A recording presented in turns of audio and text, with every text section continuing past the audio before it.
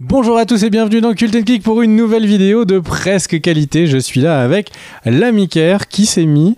Alors il m'a dit Greg, tu vas voir, j'ai le plus beau pull de la Terre. C'est ma maman, il l'a tricoté et c'est pour Noël. Donc il faut rien dire.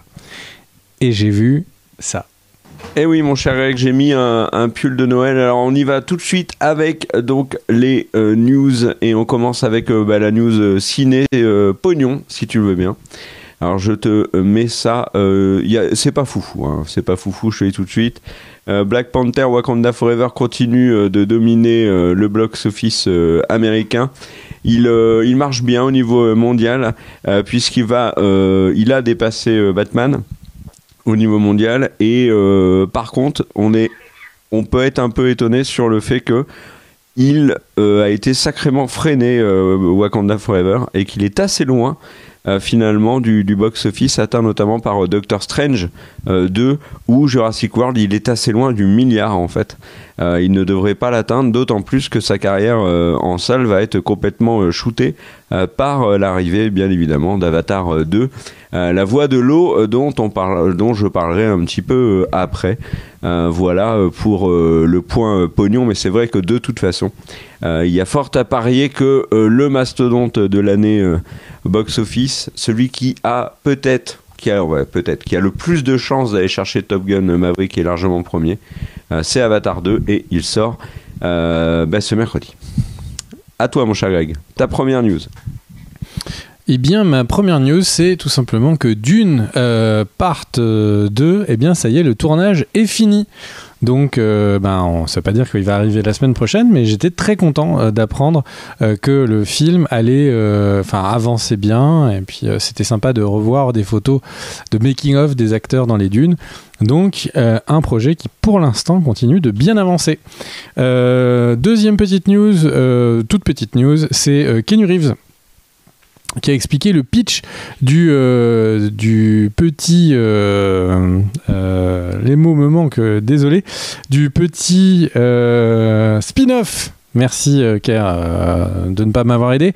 Donc du petit spin-off de John Wick avec Ana de Armas en actrice principale et en fait le principe est assez simple. Alors vous allez me dire, le premier John Wick avait également un pitch assez simple.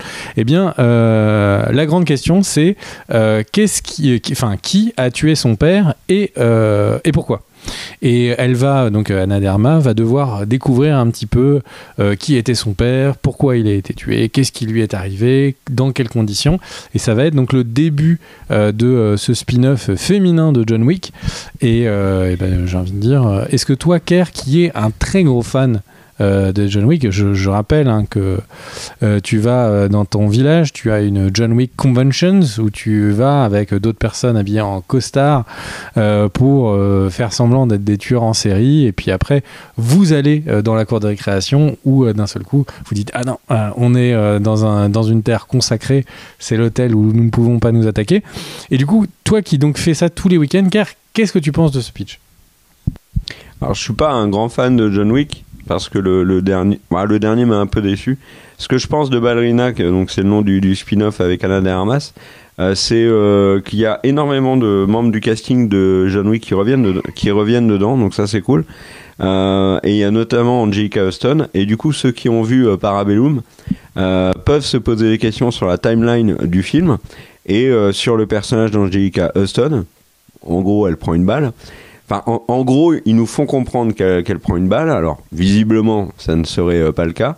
Mais j'ai hâte de voir ce que ça va donner. Alors, pour rappel, Ana de Armas jouerait une des danseuses que l'on voit dans John Wick 3, on voit une danseuse de ballet. Et en fait, Ana de Armas serait une de ces danseuses par le passé qui ensuite est devenue tueuse. Un peu comme John Wick. Donc intrigué de voir ce que ça va donner. Ana de Armas c'est une super actrice, donc j'ai hâte de voir ça. Est-ce que tu as une news du coup? Ah oui, j'ai une news et ça va être ma news de la semaine, c'est les Golden Globes et la nomination de cette cérémonie trafiquée qui va tenter tant bien que mal cette année de se refaire une santé après plusieurs années d'errance et de critiques notamment. Alors là, au niveau du vote, il y a eu des changements. J'ai l'impression que moi, au niveau de l'éligibilité des films et des séries, il y a eu aussi beaucoup d'évolutions, ou alors c'est vraiment à la carte. Mais par exemple, Glass Onion, le nouveau film avec Daniel Craig de Ryan Johnson, qui n'est pas encore sorti, est déjà nominé. Avatar 2, qui n'est pas encore sorti, est déjà nominé.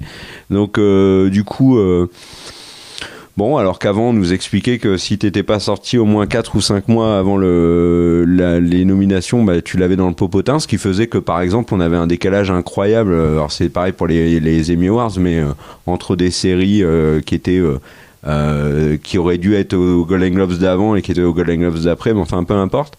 Dans le côté ciné, il y a quelques surprises.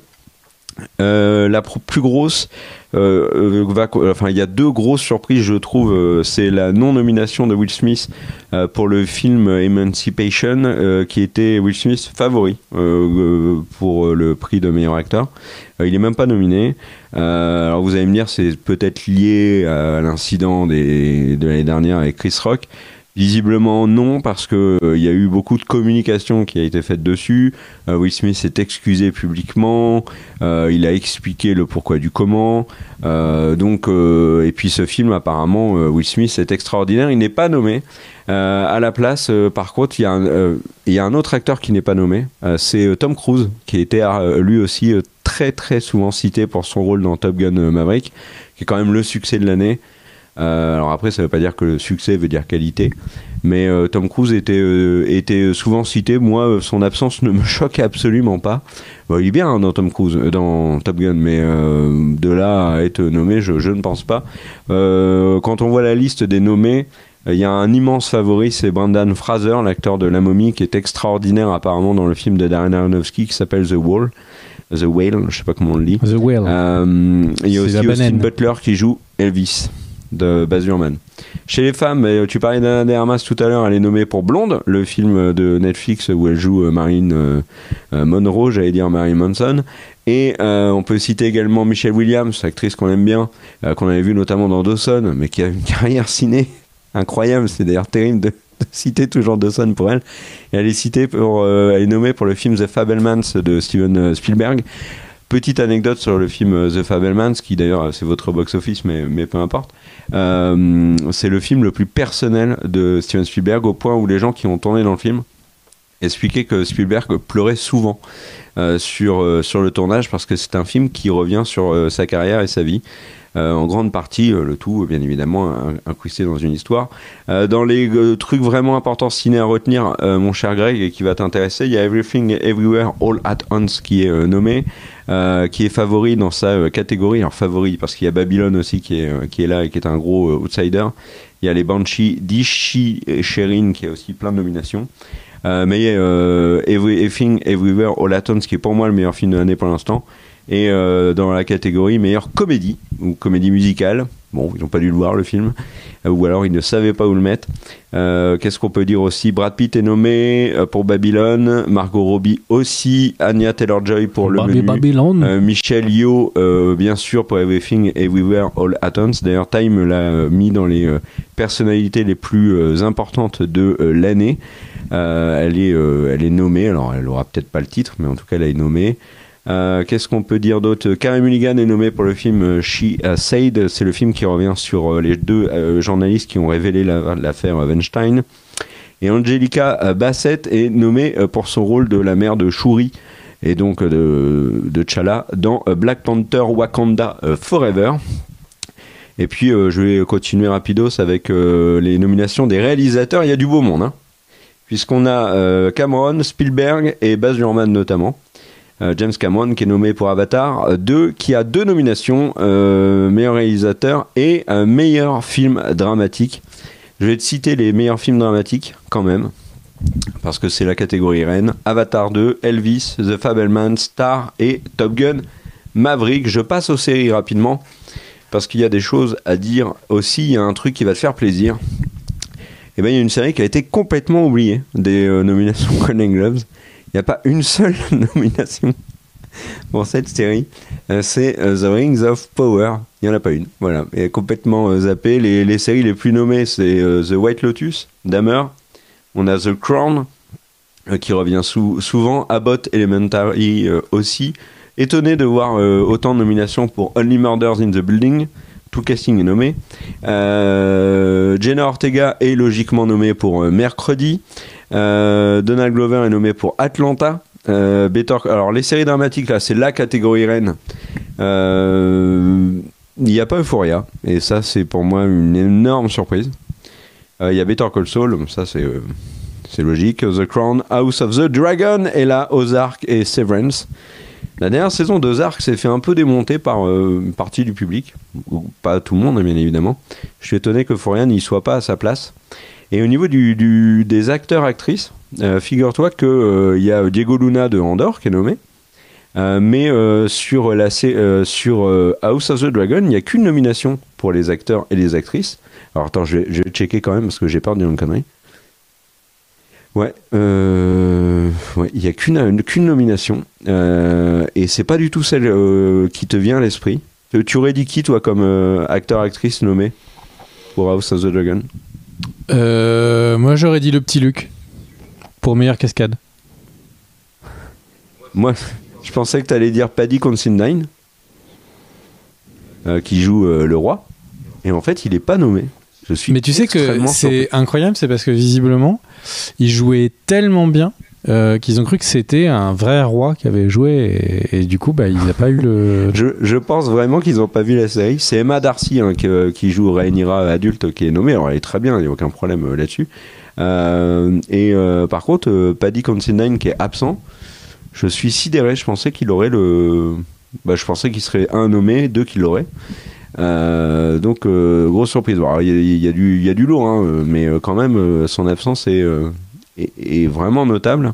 Dernière petite info quand même, les Golden Globes c'est là où tu vois que c'est quand même un peu du bidouillage, en veux-tu en voilà. Zendaya n'avait pas été nommée pour Euphoria saison 1, ça avait fait un peu polémique parce qu'elle crevait l'écran, et elle a été nommée donc du coup pour la saison 2. Voilà. C'est justice, je trouve. Donc voilà, mon cher Greg, pour les nominations. Eh ben, écoute, ma foi, une très belle news. Et du coup, puisque tu parlais... Alors attends, il faut que je la retrouve, j'avais prévu de la faire un peu après. Puisque tu parlais du Seigneur des Anneaux, j'ai également une news sur le Seigneur des Anneaux qui va sans doute révolutionner votre monde. Ils viennent d'annoncer plus de 16 nouveaux acteurs et un recast. Et oui, alors, donc du coup, les acteurs, attention, il y a du très fat. Il y a Olivier Alvin Wilson, Stuart Bowman, Gavi Sin, Shera, William Chubb, Kevin Eldon, Wilkin, Selina Lowe et Callum Lynch. Donc ça, c'est première liste de 8 noms. Ensuite, et là, franchement, est-ce que t'es scié, Kerr, ou pas? Non, pas spécialement, c'est que des inconnus. Exactement. Ils nous ont rajouté les 8 premières personnes annoncées, c'est 8 personnes qui sont des seconds couteaux de chez Second Couteau. Et du coup, nouvelle liste avec Yassen Zayt à Tours, qui avait joué dans The Witcher. Il y avait Gabriel Akuwudike, je leur massacre les noms. Il y a Ben Daniels, que lui on saurait reconnaître puisqu'il était dans Jupiter's Legacy et Rogue One Star Wars Story. Il y avait Sam Hazeldine, il y avait Amelia Kenworthy, excusez-moi, petite toux sèche, Nia Toll, Nicola Woodson et le Hadar, donc qui était joué par Joseph Maul, sera remplacé par Sam Hazeldine. Voilà. Puisque visiblement, en fait, la production a été assez choquée que le personnage, l'acteur qui jouait Hadar, joue plutôt pas trop mal. Et donc ils l'ont remplacé cash. Mais c'est la raison en fait. C'est la raison. C'est ce que il me semble que j'en ai déjà parlé. Ils l'ont viré parce qu'en fait il était trop imprégné par le rôle. Il le tenait trop à cœur. Et apparemment il était relou aussi sur le plateau. Puis il faisait toujours des liaisons entre les mots. Il aurait dit cette série n'a pas de sens. Et du coup là c'était la goutte d'eau qui a fait déborder le vase. Voilà. J'ai une news, tu veux une news ou pas? Bah, je vais en faire une deuxième, comme ça on fait 2 news chacun. Ma deuxième news, c'est une toute petite micro-news, mais il y a une news dans une news et il y a une recommandation de visionnage dans la news. Attention, ça arrive. Donc il y a Daredevil Born Again, qui est la série, la nouvelle série sur Daredevil qui va apparaître sur Netflix. Lapsus révélateur, non, sur Disney+, évidemment. Et il y a Margarita Leviava, qui était une actrice de The Deuce qui va rejoindre le casting, mais il y a Sandrine Holt qui va apparaître. Et si tu peux me trouver la série, Daniel, de Once a Thief, donc ça va être là. Et eh bien tu vas trouver donc Sandrine Holt, c'était l'actrice principale donc de la série Once a Thief, et tout le monde ne connaît pas cette série, et pourtant c'est une série que je conseille et que je recommande très chaudement. Pourquoi? Eh bien tout simplement parce que c'était une série qui était une série produite par John Woo, une série sur 3 personnages principaux qui étaient des anciens voleurs qui ont été mis au service des renseignements, je crois, américains. Et cette série, action, sympa, un peu série B, et ben en fait, elle a fait énormément de petits, parce qu'il y a beaucoup de séries, séries de Netflix, notamment Daredevil. Si vous regardez Once a Thief et vous regardez Daredevil, vous voyez d'énormes points communs dans la manière dont l'action est filmée, entre autres. Et donc voilà, Once a Thief, une série qui a vieilli beaucoup maintenant, mais ouais, c'est celle-là, Daniel. Mais une série que je vous vraiment recommande. Et puis voilà, avec Sandrine Holt dedans. Et Sandrine Holt, quand on regarde Once a Thief, on se dit mais elle aurait fait une Elektra absolument incroyable. Et du coup c'est dommage qu'elle ait juste un peu trop vieilli. Voilà. Alors vas-y mon cher Car. Alors accessoirement, c'est une actrice qu'on avait vue dans House of Cards et qu'on a vue récemment dans la dernière saison de The Expanse. Voilà. Qui jouait la love interest de Drummer, et c'est l'occasion pour moi de dire que l'actrice qui joue Drummer, qui s'appelle Karagi, je la trouve extraordinaire et j'ai hâte de la revoir dans autre chose que The Expanse. Actrice très atypique, je trouve. Je vais faire 2 news. D'abord, c'est pas une vraie news, mais Avatar 2 sort on enregistre un mardi, donc elle sort demain. Bon, il y aura la critique bien évidemment sur la chaîne. Je dois vous avouer en toute transparence, et je vais te demander ton avis aussi, mon cher Greg, moi je l'attendais pas du tout, ce film, parce que j'y croyais pas trop. Le premier Avatar m'avait plu parce que j'avais été impressionné par la 3D à l'époque et par l'aspect technique du film, mais pas du tout par son histoire et par le côté très cliché, notamment du méchant en général, etc. Et puis même par l'univers visuel, Pandora me plaisait moyen. Le 2, j'en attendais rien. Ça fait des années qu'on nous annonce qu'il sort pas, qu'il est repoussé, que James Cameron va révolutionner le cinéma, on n'en voyait rien. Les premières critiques sont sorties, elles sont incroyablement dithyrambiques. Alors j'ai vu quelques critiques quand même souligner le fait que le scénar c'est pas folichon et que globalement ça fait pas trop avancer le schmilblick, mais que c'est une aventure incroyable, et notamment au niveau technique. Donc j'ai vraiment hâte de voir ça. J'ai recommencé le 1, et en fait il y a un truc que j'avais pas remarqué dans le 1 et que je compare à ce que je vois actuellement dans les blockbusters, c'est la capacité qu'a James Cameron à te faire entrer tout de suite dans le film. Mais vraiment tout de suite, il n'y a pas de... c'est impressionnant. Tu rentres tout de suite dans Avatar. Le scénario ne prend pas le temps de mettre doucement en place les choses avec des plans, des scènes, des présentations de personnages inutiles. Et ça, c'est quelque chose que j'ai trouvé très efficace. T'as hâte d'Avatar 2 ou bof? Moi, j'ai hâte. Je suis pas sûr, mais par contre, il y a de fortes chances que je sois, que je m'oblige à aller le voir plusieurs fois. Le premier, je l'ai vu au cinéma, je crois 4 ou 5 fois. sans avoir beaucoup aimé le film. Et là, vous dites, mais il est fou, il va voir des films 5 fois quand il les aime pas, mais quand il les aime bien, il y va 20 fois. Et non, en fait, je vais pas voir les films 20 fois, mais en tout cas, celui-là, je suis allé le voir 5 fois. Pourquoi ? Parce que tout simplement, c'est mon métier, en fait, la vidéo. Donc, je suis allé le voir en 3D, je suis allé le voir en IMAX, je suis allé le voir dans tous ces formats de diffusion, parce qu'à l'époque, l'IMAX, il était diffusé dans littéralement un format d'image différent dans les autres. Et je suis allé le voir. Et comme c'était le début de la 3D et que à l'époque, j'avais moi-même à tourner une vidéo en 3D, j'ai dû aller le voir pour comprendre les technologies, essayer de m'en inspirer. Et du coup, je l'ai vu en plusieurs manières de diffuser. Et là, je suis très curieux de voir à quoi ça va ressembler. Et du coup, mon premier visionnage, ça va être vraiment dans les conditions que souhaite Cameron, c'est-à-dire avec la 3D, mais aussi en HFR, donc le High Frame Rate, le 60 images par seconde. Et la dernière fois que j'avais vu un film en 60 images par seconde, c'était le Hobbit numéro 1. Et j'avais absolument détesté l'effet. C'est pas 60, pardon, c'est 48 images par seconde.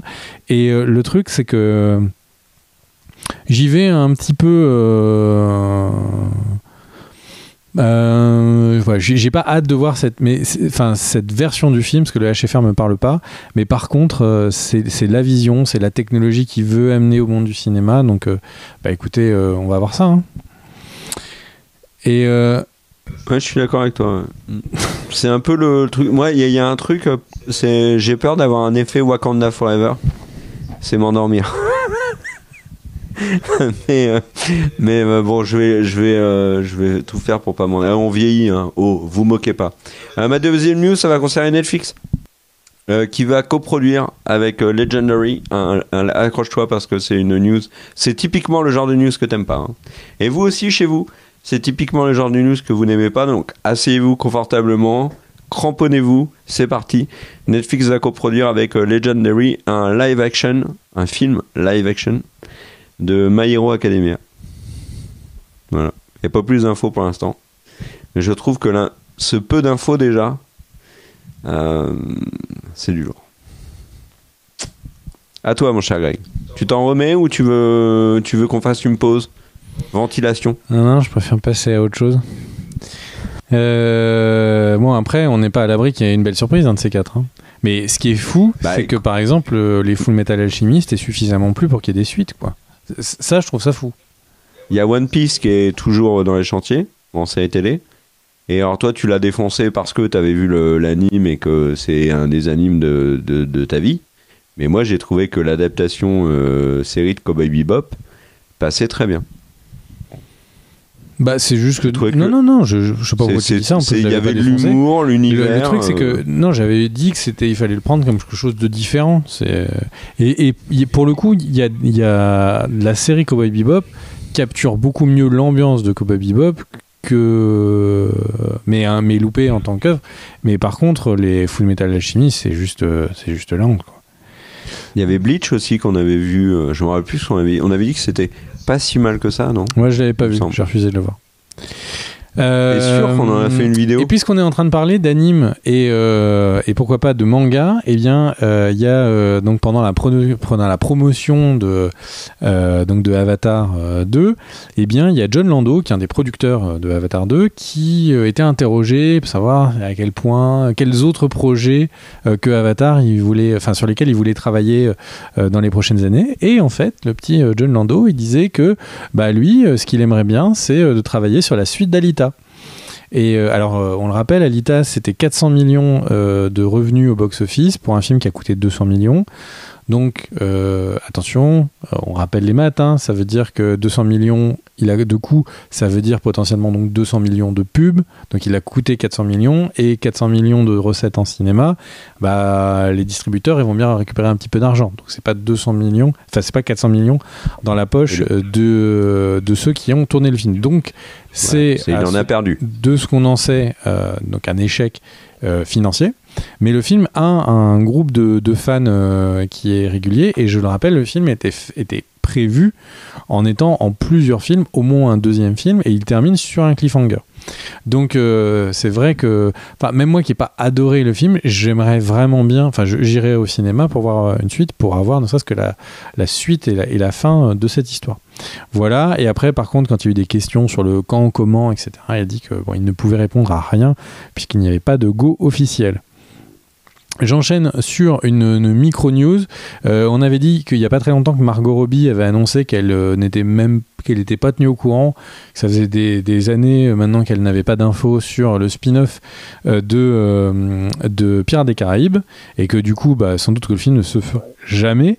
Et Jerry Bruckheimer a répondu en fait à Collider, donc un site américain, et donc du coup il a expliqué qu'en fait non, il y avait 2 films qui étaient en préparation en même temps, donc le 6e Pirates des Caraïbes et le spin-off avec Margot Robbie, et qu'ils ont juste dû choisir sur lequel avancer le plus rapidement, et qu'ils ont choisi le 6e Pirates des Caraïbes, ce qui laisse quand même vraiment penser que parfois la communication n'est pas toujours aussi bien faite entre les studios et leurs stars, parce que le film n'était en vrai porté que par Margot Robbie de ce qu'on en sait à l'heure actuelle.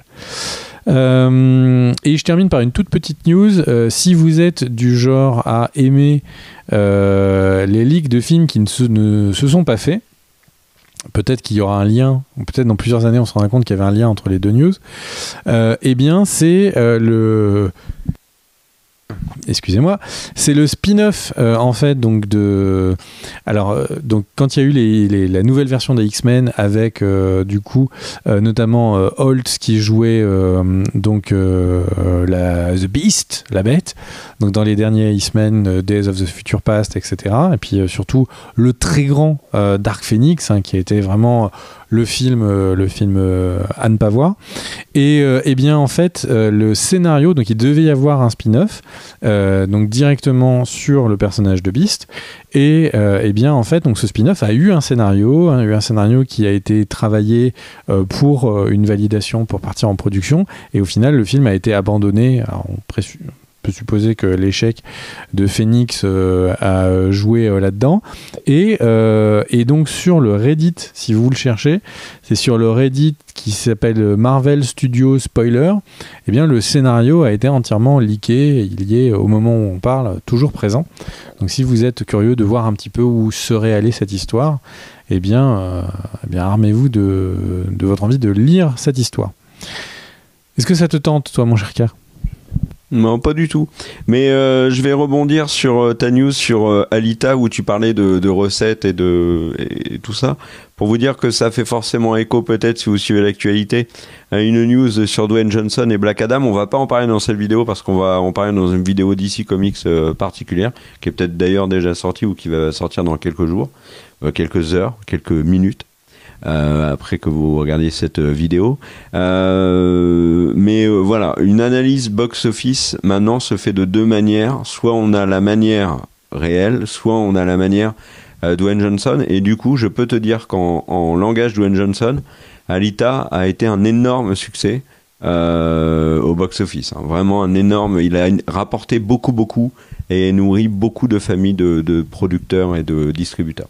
Moi, je vais vous parler de Game of Thrones avec une news qui concerne la série sur Jon Snow, qui est un projet pour l'instant. Kit Harington a un peu parlé du personnage. D'ailleurs, il y a une photo très sympa dans une convention où on le voit avec Paddy Considine, donc 2 Targaryens côte à côte. Si vous n'avez pas vu Goth, vous l'avez dans le popotin. Il a expliqué en fait un truc intéressant sur le personnage de Jon Snow, sur l'analyse qu'on peut en faire dans la fin de série, où en fait et où pourrait aller la série sur Jon Snow, c'est qu'en fait le personnage sort de Goth détruit. Kit Harington dit le personnage ne va pas bien. Ce qui est, je trouve terrible, c'est qu'on peut faire un parallèle aussi avec Kit Harington en lui-même, puisque quand il a quitté God, vous le savez peut-être, il avait de gros problèmes, et son épouse, qui incarnait Ygritte, Rose Leslie, l'a accompagné notamment, si je dis pas de bêtises, en désintox à cause de problèmes d'alcool et de dépression. Il a très mal vécu la fin de Goth, et Jon Snow, il est sorti lui aussi broyé de l'aventure Goth, avec bien évidemment ce qui s'est passé à la fin de la saison 8. Et en fait, il y avait il a un discours sur le fait de franchir le mur, où on pourrait voir un espèce de moyen de retrouver goût à la vie. Et lui, il dit pas du tout, c'est l'endroit où Ygritte est mort dans ses bras, c'est l'endroit de tous ses traumatismes, et il reste là. Donc, à voir comment va évoluer ce personnage de Snow qui, visiblement, a le seum comme des Anglais après un quart de finale. Et pour l'instant, on n'a pas d'infos sur ce spin-off. On sait qu'il y a des négociations secrètes avec certains membres du casting original de la série Goth, et notamment un des projets de Kit Harington serait de faire revenir dans la série Maisie Williams. Sophie Turner pourrait logiquement faire des apparitions du fait de son statut dans la série et de la géographie avec Jon Snow. Voilà, le seul personnage qui logiquement devrait être là, c'est Tormund. Voilà, je t'en fais une deuxième petite news. Avec plaisir. Quand elle se mange sans Evan fin, Peters, ça passe toujours. le héros de Dahmer, donc qui est nominé d'ailleurs aux Golden Globes pour meilleur acteur dans une mini-série, si je ne dis pas de bêtises. Et ben Evan Peters a dit qu'il en avait plus que marre de faire des rôles sombres. Alors il n'a que des rôles comme ça, hein, que ce soit dans American Horror Story, dans Dahmer, etc. Et du coup, il a utilisé cette expression que j'ai trouvée très jolie, où il a dit maintenant j'aimerais aller vers la lumière, enfin dans la lumière, ou vers la lumière, peu importe, faire des rôles un peu plus légers.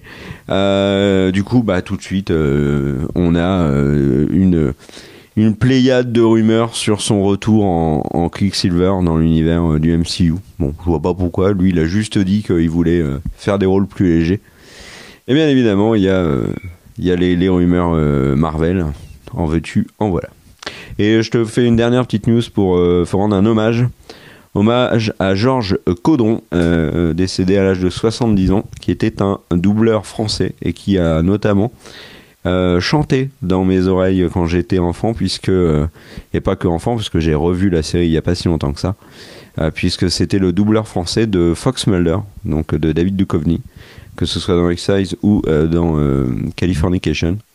Donc voilà, une voix qui m'était particulièrement familière. Et voilà, c'était aussi le doubleur de Vision dans WandaVision. Voilà. Donc paix à son âme. À toi, mon cher Ray. Eh bien, c'est vrai que moi qui n'écoute pas de VF, ça me parle peut-être moins. Mais tu sais que comprends, juste un mot sur la VF, quand même. On a perdu ces derniers mois des très grands doubleurs, notamment celui qui faisait Bruce Willis et d'autres que j'ai malheureusement oubliés là maintenant. Mais c'est pas grave, parce qu'on a plus Bruce Willis en image.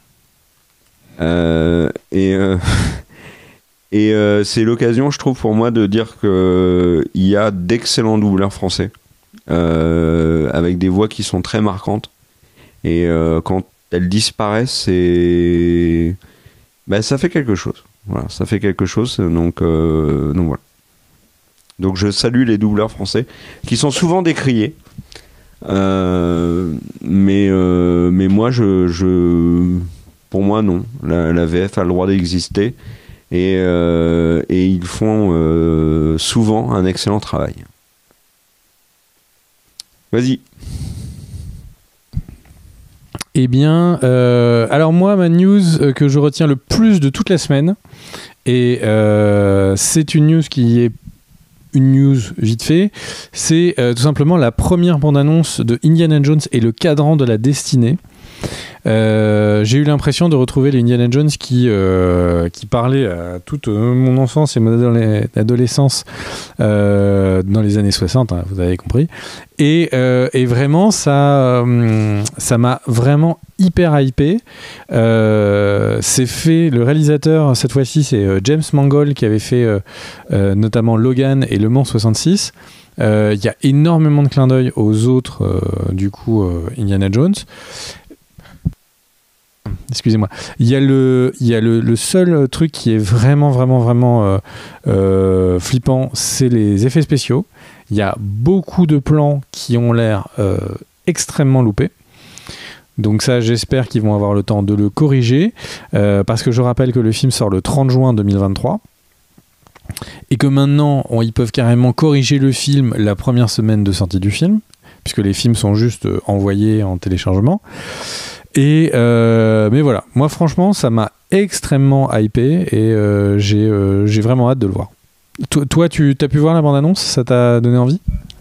Le simple fait qu'il y ait Phoebe Waller-Bridge dans le film me donne envie de voir le film, puisqu'on rappelle que c'est l'héroïne de Fleabag et que je trouve que c'est une véritable génie.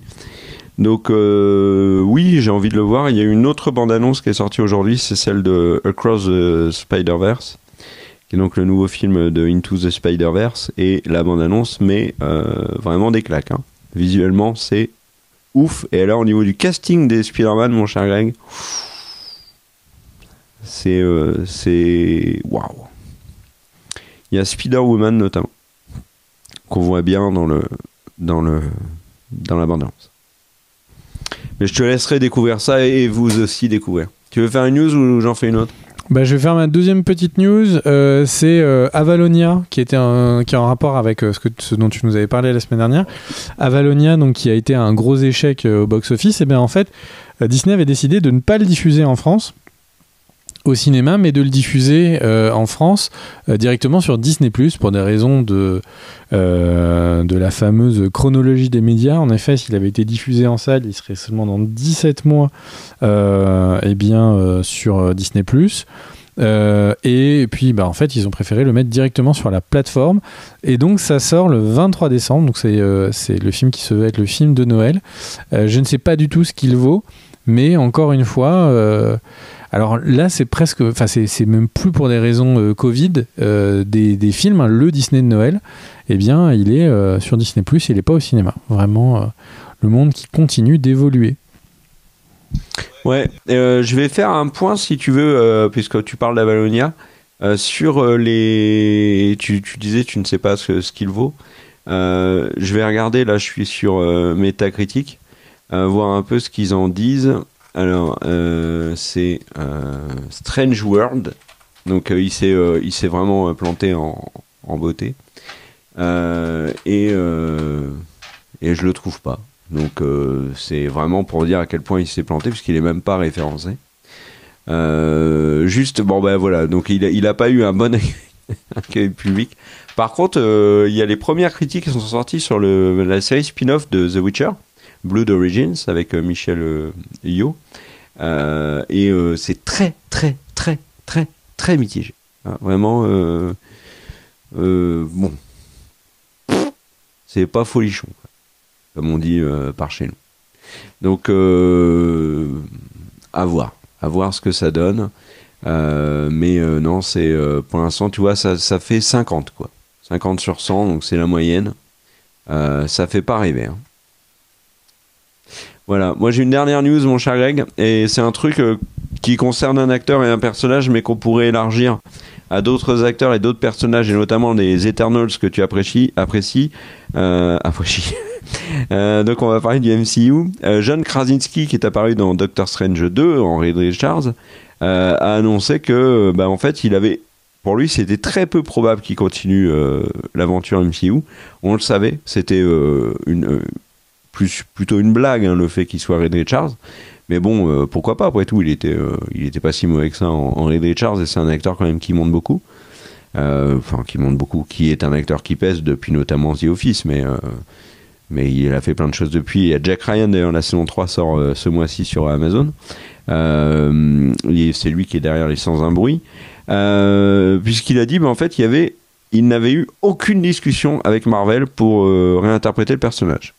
Et c'est pas le premier acteur qui fait ce genre de remarques. Il y a une bonne partie du casting de Eternals qui a dit qu'il n'avait aucune nouvelle de Marvel. Et quand je dis une partie du casting, c'est des acteurs très connus. Donc des acteurs qui ont un planning qui doit être booké à l'avance de ouf. Et en fait, Marvel les contacte pas du tout pour dire si oui ou non ils vont revenir, s'il y a un Eternals 2 qui est prévu. Enfin, C'est vraiment bizarre cette gestion du côté du MCU, et comme vous le verrez dans la vidéo d'ici, c'est aussi bizarre du côté de DC. Donc, puisque du côté de DC, ce sont plutôt les acteurs qui prennent les devants, soit pour dire des grosses saucisses comme Dwayne Johnson, soit pour se remettre sur le devant de l'affiche comme Henry Cavill. Donc voilà, j'en ai terminé avec ces news. Il drop son mic. J'en ai terminé avec ces news. Bam. Très bien, et bah, du coup je vais aller rapidement sur mes news suivantes. Donc on a la confirmation qu'il y a la saison 9 de The Flash. Je sais qu'il y a beaucoup de gens sur la chaîne qui sont fans de la série The Flash. Eh bien saison 9 de 13 épisodes diffusée à partir du 8 février 2023 sera donc la dernière saison de cette série. Un truc qui m'a fait sourire, donc il y a Glass Onion qui est donc la suite des Knives Out, des à couteau tiré. Eh bien Ryan Johnson, hein, donc un homme qu'on aime beaucoup sur cette chaîne par sa créativité et son respect des licences et des œuvres, et pour l'amour qu'il porte à la licence Star Wars. Eh bien, en fait, il était dans une interview et tout, donc on rappelle que donc il a vendu les suites des Knives Out à Netflix en exclusivité. Et il expliquait que lui, il était vraiment un fervent défenseur du cinéma et qu'il voulait à tout prix que le film soit diffusé en salle. Et ça m'a fait sourire. Voilà. Donc il vend l'exclusivité de ces films, de ces films Knives Out à Netflix, mais par contre en interview il dit à quel point il veut que ces films soient soit pas uniquement, mais soient aussi en salle. Donc le monsieur n'a peut-être pas compris le principe de Netflix. Alors certains vont dire oui, il y a des films Netflix qui sortent dans quelques salles au cinéma, etc., etc. Oui, bien sûr, mais la politique de Netflix est l'exclusivité sur la plateforme, et parfois ils mettent des films une semaine en salle pour qu'ils puissent être primés, puisqu'il y a plein de grandes cérémonies qui ne donnent pas de prix aux films qui n'ont pas eu de sortie salle.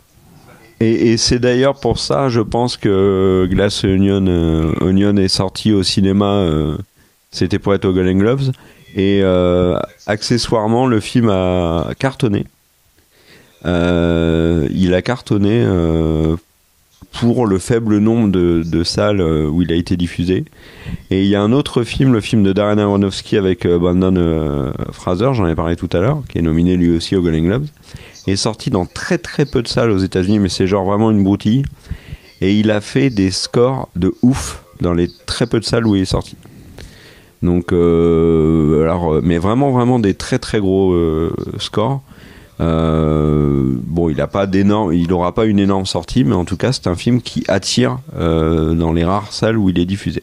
Alors, comme il est diffusé dans très peu de salles, forcément, les gens y vont parce qu'ils ont peu l'opportunité de le voir. Mais voilà. J'ai hâte de voir ce que donne ce film parce qu'apparemment, Brandon Fraser est ouf. Voilà, mon cher Greg. Alors du coup je termine mes 3 petites news qui sont minuscules. Jackie Chan confirme qu'il y a un Rush Hour 4 qui est en préparation. Il y a Dark Tower, je sais qu'il y a plein de gens qui n'ont pas aimé le film, qui ont dit que le film ne faisait pas vraiment hommage au livre de Stephen King. Eh bien il y a Mike Flanagan qui est en train de travailler sur une série Dark Tower, et la série a bizarrement aucune plateforme. En fait il travaille dessus et il attend de voir qui sera le plus gros acheteur. Ouais, mais il a un deal avec Amazon. Et c'est ça qui est le plus intriguant, c'est qu'il a un deal avec Amazon, mais que Amazon n'a pas Dark Tower dans le deal. Donc il faudra que Amazon vienne donner des petites cacahuètes. J'ai vérifié avant de faire la news. Et le dernier point, c'est parce que Kerr est fan et qu'il m'en aurait vraiment voulu si je n'en avais parlé, parce que je me souviens, Kerr nous avait dit après GOT, il n'y a qu'une série événement qui pourra être du niveau de GOT, c'est Shadow and Bones. Et du coup, eh bien, Shadow and Bones, jamais dit un truc pareil. Saison 2 eh bien, va être diffusée. On a une date, ce sera mars pour la date de sortie. Et je sais, Daniel, si tu nous montres, Kerr, à quel point les gens vont voir, il est heureux. Un homme heureux, ça ressemble à quoi? Ça ressemble à ça. Shadow and Bones, parce vraiment, on a coupé énormément des interventions de Kerr sur les vidéos, donc sur le spin-off de Game of Thrones. Et en fait, souvent, il terminait en disant c'est vraiment pas du niveau de Shadow and Bones. Et il faisait des grandes tirades comme ça sur cette série qui était pour lui la série événement d'Heroic Fantasy de ces dernières années. Et vraiment, House of the Dragon, je l'aime comme tu aimes les Anneaux de Pouvoir. C'était vraiment pas au niveau de un épisode.